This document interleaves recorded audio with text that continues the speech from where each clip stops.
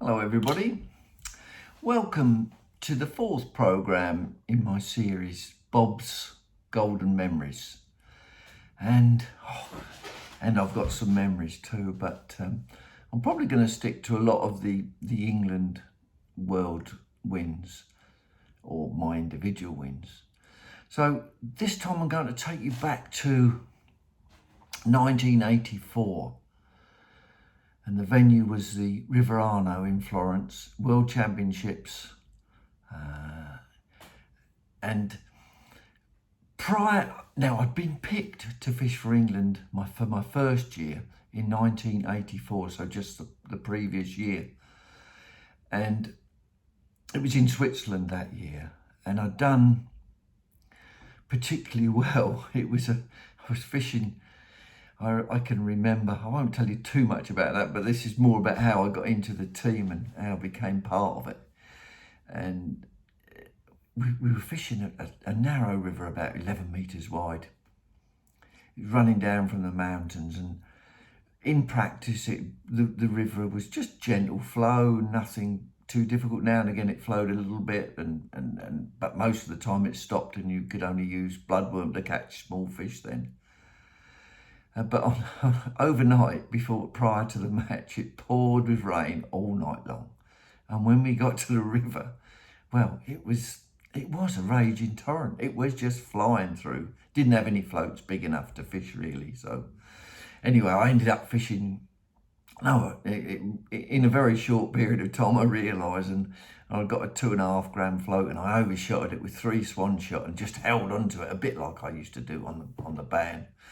And ended up coming second in my section with, I think about 70 or 80 days for £9, something like that. So anyway, that was the best performance of the England team on that day. In fact, then nobody realises we came second overall in the World Championship that year. Only beaten, I think we tied on points with Belgium, perhaps it was Belgium. And so we nearly won it that year. And now we come to... well, first of all, you get back home after that one, and then the following year comes round and I hear the World Championships are in Florence, which is a venue that I knew, but you're at home and you're thinking, oh, I wonder if... Richard Clegg was the England team manager, and you think, oh, I wonder if Richard's going to ring me. And the phone rings and it's Richard. And the excitement just from that, inviting me to join the squad to fish in Italy that year, World Championship. Can't explain the feeling just to get selected to fish in the squad. And luckily I'd fished it 3 years, 1982, and not a lot of people know this either. Essex County, the team I fished for, the World Club Championships were on this venue, the River Arno in Florence. And it was fished over just over one day, but we went to practice, and I'll show you 1 or 2 pictures in a minute of the practice and what the venue's like.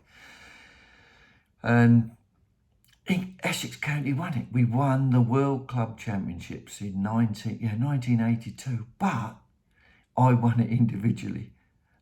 So I was that was my first individual win in the World Club Championships, 1982, and it was my experience with carp, which I'd learned through layer pits, and how to play carp that got me through burying your rod under the water. You get the bite from the carp, and you're on small hooks because it's quite difficult fishing out there.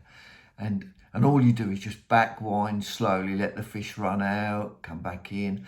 On World Championships, you're in a zone. This was in that, and your fish is not allowed to go out of your zone.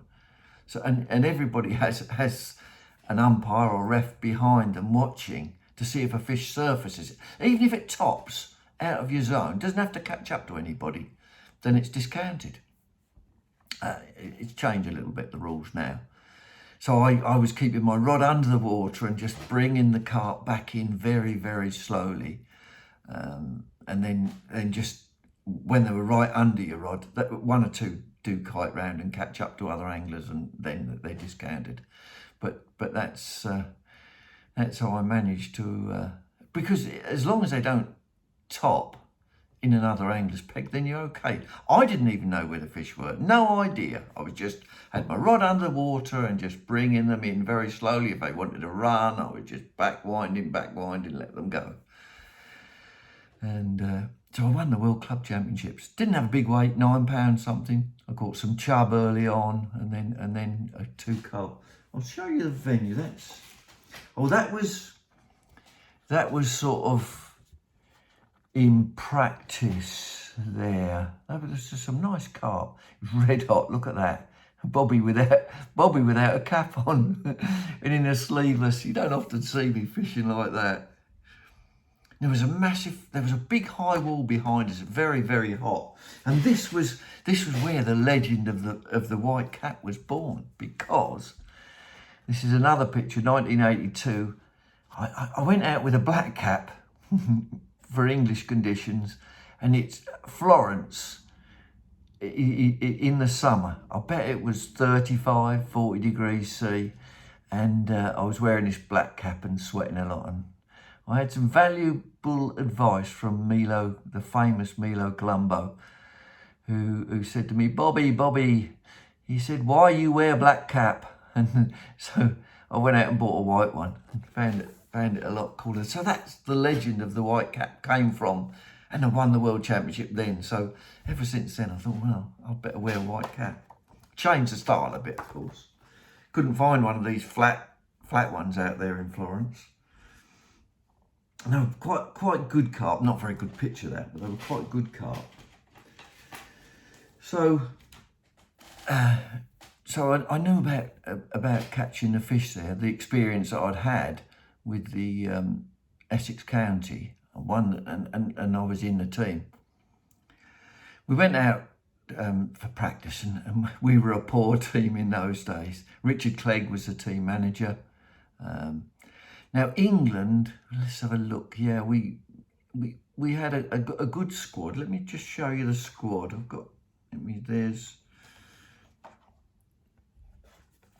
There's myself. You can see me. I am just there. That is Bobby there. And then, behind me is Alan McAtee. He was in the squad. And then there's Ian Heaps right at the front. Big smile. Big Kevin next to him. And then Richard, the manager. That's part of the squad. Let me show you the rest of them. So that's... Then we've got we've got... Some of you won't know. Oh, there's Richard again. And then behind Richard, the tall lad at the back is Tommy Pickering, great angler. And his mate next to him, Dennis White, is next to him. And then on the end is Dave Roper. I'll tell you a little bit more about Dave Roper later, because it ended up a successful time for him as well. So that's a team. So there were 7 of us. So really, you're fighting. Back in those days, the World Championship was just fished over one day, 3-hour session over one day on the Saturday, and then on the Sunday was the individual event, and so you had to come top 4 in your section to qualify for the individual, and also the reserve could also fish as well in the individual match. So, which was good. So the reserve always got to fish something, which was good. So we were poor. We didn't have a lot of money. We were sponsored by Steadfast, which was good, but it cost so much to fish these matches. Didn't have a car when we first got there, and we were luckily enough we were loaned a car by Paolo. I don't know his surname, but he was working for Milo Colombo back in those days, and he lent us his car. We got one car between, there was seven anglers plus Richard, the manager, so 8 of us. But the hotel wasn't that far away, and we were ferrying back. We were probably making about 4 journeys a day to get to the section. And then one section, there's a massive high wall behind you. It's the Arno. It's a big, wide river, and the sections for the match, where there was 2 sections that were opposite one another, and then there was another 3 sections further down below a bridge, deeper sections. So that was, all the sections were split up. You know, there was end pegs in each section, so and quite a different sort of fishing, and we had to try and learn each, you know, how we were going to fish, what we were going to do. So we were practicing. This high wall. We had to.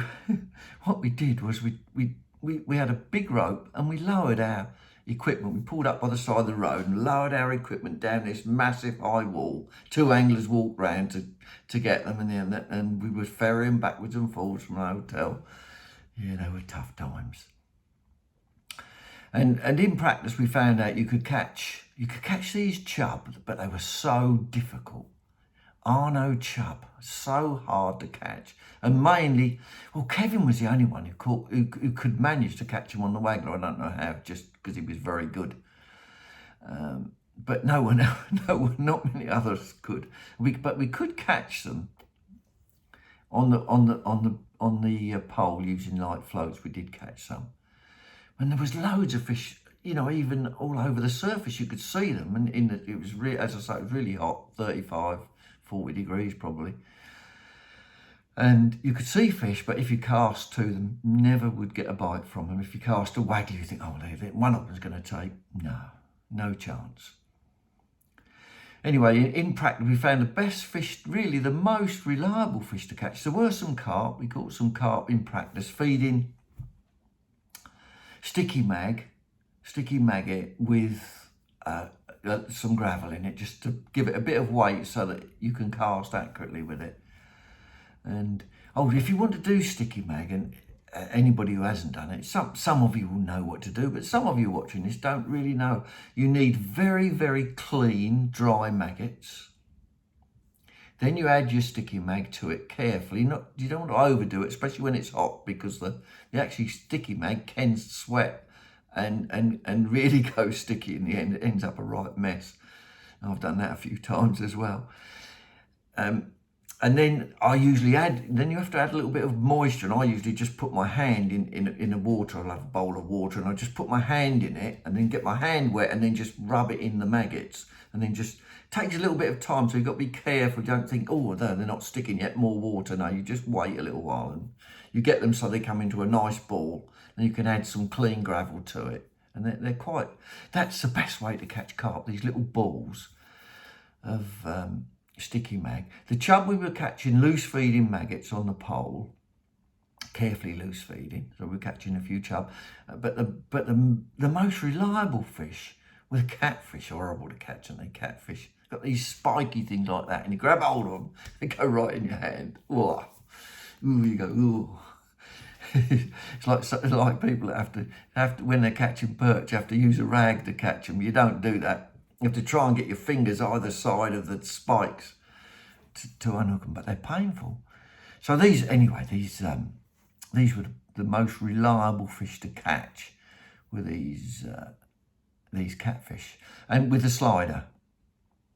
We used quite a different sort of sliders then, because Ian Heaps was the expert on the slider. So we were using his method of slider fishing, which I don't use now. And that's where the slider, the actual float itself, is the master. That's the main weight. So, and then you have your bulk away from that. And it goes out. It doesn't look nice when it goes out, but it always settles. And if you're using sort of 4 or 5 grams sliding, your float wants to be 10 grams, wants to be the master. So you cast the float and your bulk's not against the float, but that was the way that we always used to fish it, and that's the way we fished it then. And it's not as good as any of you that watched my last series, my last Golden Memories, was when we fished at Home Pier Point. We were fishing off the bulk, but this method was different. Anyway, red worm was the best bait. I don't know how we fed. I'd imagine we were feeding little balls. I think we were little balls with joker or bloodworm, and a few chopped up worms in it for them on the slider line. And the chub was just loose feeding, little bit of ground bait at the start, and then there was and for the carp we were feeding sticky mag. So there's lots of options. What do you do? So first of all, the first thing you have to do And you have to share information when you're fishing. This is a team. So you share, there were 7 of us fishing. We were fishing for 5 places. Of course, you want to get in the team. If you don't get in, you're devastated, really. But you just have to fish. And Dick's very fair like this. He was very fair in who he picked. Never any favouritism, even though Tommy and Dennis were in the same team as Dick Barnsley. They were fishing for Barnsley, but even back in those days. He was always very fair about who he picked. And the 5 anglers that got in the team in the end was myself. I shouldn't really name myself first, should I? I should name. Kevin was in the team. Ian Heaps, with his slider experience, got in the team. Of course, Tommy and Dennis, both very good with waggler and slider. I think Dick had picked Dave Roper and Alan McAtee had picked them for really their experience with bloodworm fishing, just in case it was bloodworm on the pole, but we didn't really find that. We only found that on sort of one section that would work. So so that was the team. Dave Roper and Alan McAtee didn't make the team.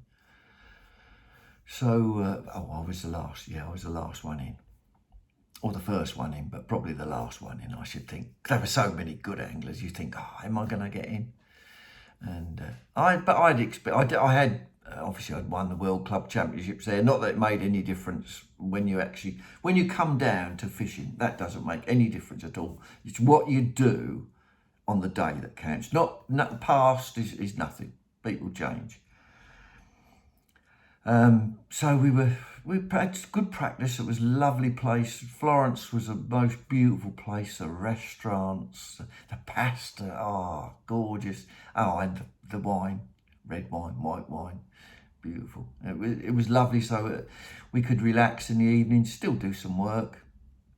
And as I say, the match is only a 1 3-hour session. And you don't pick your peg. Richard Clegg, the team manager, picks a peg. And so match days come along. And I've never ever drawn a peg in a world championship with so many fish in it. Unbelievable. You would think, I got down to my peg. So there's 5 sections. There's 2 opposite one another. And Tommy was one side of the river with a big, massive high wall behind him. And that was stacked with Italians. I'm glad we weren't pegged next to Italians. It would have been unbelievable. But I could see, I was opposite Tommy, and it was a big, wide river, but you could still see along this wall, there were just thousands of Italians. And Tommy was over that side.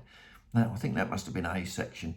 I was B section, which was opposite. So we were both above this bridge on the opposite one another, and I could still hear all the shouting. But my peg, Richard drew end peg for me. He drew the peg near the bridge. Now I wasn't right next to the bridge. There was and it was flat calm. Florence itself is like in a massive bowl surrounded by mountains, so you hardly ever get any wind there. Virtually never ever any wind. And the surface, I could see, the sun was shining, but I could see the whole surface down to my left. The bridge was to my left, and I could see, all I could see was chub. Solid with chub. Unbelievable. And I was just looking. But in the back of my mind, I also knew what happened in the week when we were practicing, because when we were practicing, we were casting onto these chub, and all of a sudden, you'd cast your float out, there'd be a few splashes as they disappear, but you'd never, ever get a bite. As I say, Kevin was the only one that I really never did find out how he worked out to catch the odd 1 or 2 like that. And I don't really know what Tommy caught in the match. I think he caught, I don't know, he would have been like me. Our sections, mine and Tommy's section, was the shallower part. And then as you got below the bridge, there was 3 sections all on the same bank that Tommy was on, and that was the deeper slider section. So I knew mine wasn't a slider section, but you don't know that until the morning of the match. So I'll get down to this peg that's solid, and I mean solid. But I was a bit worried because I knew the top end of my section was solid with catfish on the pole. It was a brilliant section, but the top end, there was a chance to get some really big weights of catfish on the pole line. There wasn't anywhere I was. As you come down the section, it got tougher and tougher and tougher. So I knew I got to catch chub. I knew that somehow. And oh, let me just show you my. Yeah, let's have a look. Yeah, let's have a look and see if I can show you that. That would be a typical. That was my typical chub rig, which we were catching with really light floats. That float is just over 0.1 of a gram. And I've got fishing like with a probably 07 bottom 20 hook. Probably might even been a 22 hook single maggot. Really light, but I'd shotted it with style leads, STYL. Do you remember style leads? They're not the same as Stots. I think style leads are not pure lead. They seem to be a bit harder to put on the line, and they don't move. You know where Stots will move on the line, won't they? But style edge won't move on the line, and I think because they're elongated, when you're fishing on the drop, really light, I think they're better. I often use them if I'm fishing, say if I'm squat fishing here in England with a really light float and want a really slow drop through the water. Maybe because they're not pure lead, you get just slowly. Anyway, I had my rigs have got these style leads on them. Just spaced out, but only 0.1, 0.15, and the depth was 8 foot, so just over 2 meters deep. So not really that deep. And all these fish, I mean, there was a lot, not in front of me, just a little bit down. But you think to yourself, well, you know, there's loads there. And so the whistle goes, and we'd put a few balls out for the carp, not too many, just some, I think half a dozen. With the sticky mag and gravel, a few balls on the pole line. I mean, it is a long while. We're talking about 1985, so it's a fair while ago, isn't it? To try and remember everything. How many? 1985. Oh dear, 30 odd years ago. So and a few balls. I think a few balls on the pole line, not too much, and then just a little bit of loose feed as well. You get 5 minutes pre-baiting, and it's fairly early start. Because of the actual heat, so it was a fairly early start. And so we got 3 slider anglers down the bottom sections. That was and Tommy and myself opposite one another, and the match starts. And I'm on this. I thought to myself, well, I'm going to try and catch some fish on the pole line first. And these chub, they are so crafty. I have not known chub ever, and not to this day, I don't know chub as crafty as the Arno chub. I don't often do this, but you had to. This is how you had to feed, not too much, a dozen, not piling in the maggots like you normally would when you're chub fishing, wouldn't you? Perhaps a dozen maggots. But I don't often do this. You had to feed and then go out with your pole and then lay your float on the water with the same. It was flowing, but hardly flowing because it's summer. I mean, it was hardly moving. In fact, I'm not even sure it was moving. It might have just been creeping through. It was no flow, really. It was a river, but without flow because it's summer. So laying your float on the water. Laying it, so when you go in, if you lay the line so everything is dead straight, then it will go down more slowly and so you had to try to time when you laid the float in with your maggots that you'd fed, and you don't always get it exactly right, but that was the only chance you'd got of fooling them, just when they were going for those 1-2 dozen maggots, and then yours is there, and they make a mistake. That's the only way to catch him. Otherwise you wouldn't. And it took me 20 minutes to get a bite. There's hundreds of fish, you wouldn't believe it. And it took me 20 minutes to get a bite. That's how crafty they are. But then I had a fish, had a chub, about probably 10 ounce, reasonable, £1/2, 10 ounce. They weren't tiny chub, but they weren't 2 or 3 pounders either. They were smallish fish. So what's that, 300 grams, 300 grams. So I'm fishing and feeding, and you're not getting lots of bites feeding. If I didn't get a bite, you'd feed, you'd lift your rig out and you'd lay it back, bring it right out of the water, lay it back in properly. Try to get it to go down with your feed and just keep working it, like you would do when it's tough. But I knew you get 1 or 2 bank runners, and I knew that they would be catching loads of catfish. I heard what they were catching, but they were only tiny catfish. They weren't big fish. Some were really small fish, but they were catching loads of them. There's me catching just the odd big chub. Well, big chub, big compared to the catfish. And about an hour and a half in, and I've got 10 chub. And I don't know, yeah, reasonable, but not. I was doing okay, and there's all these fish on the surface. Dick comes down panicking. Well, he's panicking because the other 4 anglers were doing brilliant, and there's me, Obviously, Dick had been up the other end, Richard had been up the other end of the section. They got 60 fish, 70 fish, 90 fish, 50 fish, and comes down to me, I've got 10 fish. Because everybody's fishing for catfish except me, I'm fishing for chub. Because I knew there wasn't any catfish where I was, hardly any. And I had to catch chub. So he's panicking a bit. Go out on that waggler, he says. So I said, okay, Dick. Because I'm new to the squad. Probably, what would I have done now? Yeah, would have said something. I'd said, look, Dick, I'd have probably said, I don't think I'm going to catch them. We tried them in the week and we didn't catch them. And I don't, I know there looks like there's hundreds there, but I bet I'm not going to catch them. But I probably should have given it a go anyway, just to see. Anyway, Dick Richard's there. And that's what happens. When the manager comes and sits beside you, you know there's trouble. And so he's there. And I've got bits of worm on the hook, maggot. Only a little light. I put a waggler rod up for the carp, light waggler rod up for the chub, and that up in the water, and a few pole rigs. I don't know how many, can't remember. Not going to tell you anyway. But I would have put a few up. And so I'm casting, and every time you cast, the water erupted. I mean erupted with fish. You wouldn't, but the float just sat there, never moved, went through the water on a drop, never moved. Bit of red worm, bit of this, bit of that, nothing. The thing was, what I did, I fished like that because Richard was there and he was, go on.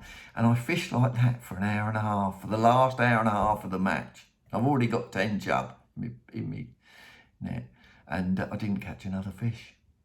But Richard's there to guide me, and I'm really quite inexperienced and a little bit naive, and well, I mean, later on, what he told me won me a world championship. So the manager only does what he sees best. He didn't realise, and that was my fault. Didn't realise I'd got 10 chub, I don't think, or didn't realise how big they were. So, of course, and the whistle goes, and I'm quite upset, not because of Dick, but because I'd heard how the others had done. Now there's Tommy on the opposite bank has won his section first in Italy. There's 20 odd anglers in a section, and he's beaten the Italian, a brilliant performance on the waggler. Tommy was most of the time. Dennis on the slider won his section. Fishing, I think the red worm and the slider, I think we'd got a little bit of an edge. Ian Heap second in his section. Kevin Ashurst fishing a slider second in his section. So with four anglers, unbelievable points. And so I was quite upset, really. Anyway, we come to the weigh-in, and I'd got these. Dick couldn't believe it when I weighed. He said, He said, I thought you only had 10 fish. I said, well, I have. I said, but they're chub, Dick, you know. And I weighed in 6 pounds something, which was quite a good weight. I came 10th in the section out of 20 or 30. 30 probably. And he said, I didn't realise. He said, they were that big. He said that, she said you should really have just carried on catching what you did. And I probably should have done. No, what I should have done was have a go on the waggler. And then if I didn't, if nothing happened after, say, 10 to 15 minutes, I should have then gone back and fished my pole. But the trouble is with that pole, you had to keep feeding spot on all the time to get these chub. It took me 20 minutes to get a bite in the first place anyway. So if you're not loose feeding nicely all the time, so I don't know whether that would have worked or not. Anyway, unbelievable. We won. We won by 1 point. We beat Italy by 1 point. So my 10th in the section did as okay, but not, it probably was, I don't know if it was my fault, whether it was Dick's fault. I wouldn't have won the section, but I would have probably finished 4th perhaps or 5th, so I still would have been okay, but, and 10th, as it happens, wasn't too bad. So we won we won. That was unbelievable to win in Italy. I can't tell you how it was. Now, the World Championship started in, very early 50s, 52, 51, 52, 53, something like that. England has never won the World Championship. And in 1985, we won in Italy under the guidance of Richard Clegg, OBE now. Just with his guidance, we won. And this, I think, this was the real coming of age of England, who after that really dominated the world match scene, for many years and still do. We then became recognised, along with the Italians and the French, who were always really good. We became recognised as one of the teams to beat. Let me show you have a look. There's our final. Mind you, I can't see Alan in that picture. I can't see Alan McAtee in that picture. But there's the final team. And there's Dave Roper just here. Is Dave. Where's David? Just there, yeah, Dave. There's Dave Roper, who went on. He wasn't picked to fish in the match, but he went on the next day. As I said, what happens on the second day, on the Sunday, it's just the team, just the top 4. If you come in the top 4 in your section, so I wasn't fishing it, they go on to fish the World Individual Championship, and Dave Roper won it next to Roberto Trabucco, and I was there watching them. But that's really the coming of age of England, who then went on to dominate definitely through the 90s anyway, in World Championships, in individual and in team. Late 80s as well. So that was the beginning. First ever time in 30 years, 53, 63. Yeah, in 30 years, it was the first ever World Championship win for England. In Italy, fantastic result. Beating Italy on their home ground, River Arno, Florence, 1985. England beat Italy by 1 point. I was there.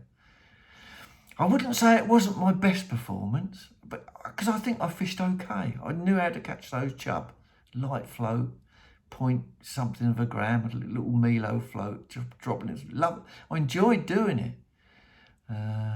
Sometimes you don't always get it perfect, but I was forgiven because we won.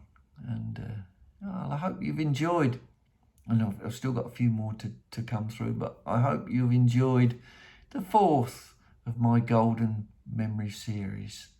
Bye for now, and I'll be back again in a couple of weeks with a new one. Bye.